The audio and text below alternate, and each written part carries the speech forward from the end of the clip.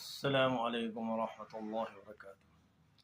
أعوذ بالله من الشيطان الرجيم. بسم الله الرحمن الرحيم.